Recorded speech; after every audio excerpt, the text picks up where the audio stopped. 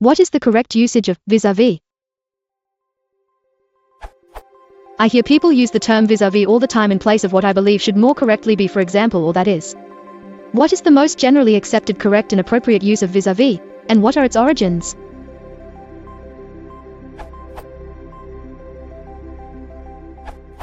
According to the phrase finder, the term is French and literally meant face-to-face. When the English picked it up in the 18th century, they started using it to describe a type of horse-drawn carriage wherein there are two seats, allowing occupants to sit across from one another in a face-to-face fashion. Usage eventually extended to include the alternate meaning of with regard to, and in modern-day discourse it is accepted to use with regard to and vis-a-vis interchangeably. In fact, many people will get confused when you use it to convey its original meaning since the alternate meaning has overshadowed it.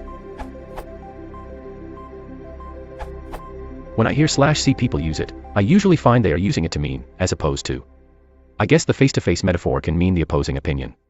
Whether or not that is correct usage is slightly arbitrary, just my observation of how people seem to use it.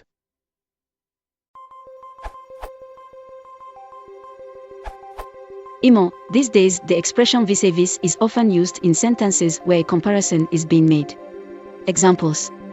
Let's say I am enumerating features of iPhone. I could then say, the choice for applications is certainly much higher in the iPhone OS, 125,000 vis-a-vis 20,000 for the Android, example extracted from internet.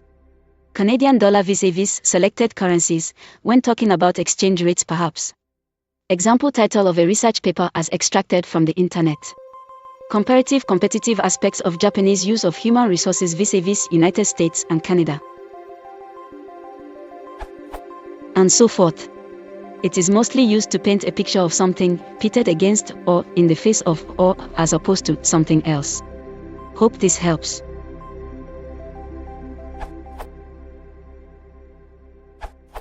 As a complement to the other answers, as to the origins, here are the ways the phrase is used in French, which may be helpful to gain a better insight of the various usages in English.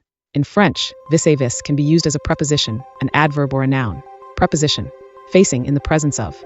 She sat on the other side of the table, vis-a-vis John. Archaic, regional Canada, compared to. He found it shameful to lose his temper vis-a-vis the old man. Relative to, figuratively. Jack swore me to secrecy, even vis-a-vis his daughter. Adverb, to be facing. If the windows are vis-a-vis, the ventilation is improved. Phrasal adverb qualifier.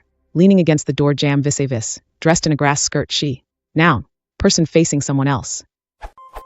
By chance, my eyes fell on Edwin, my vis-a-vis. The opposite facade. The windows had curtains, so there was no vis-a-vis, only the blank wall. To be facing. She was vis-a-vis her husband, a pretty little thing she was too. To be facing, reflexively. The cafe and the church were vis-a-vis. Adverb, to move into a facing position.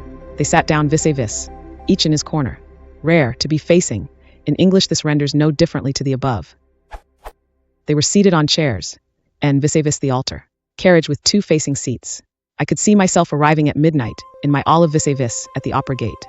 Small sofa, where two people can talk conveniently.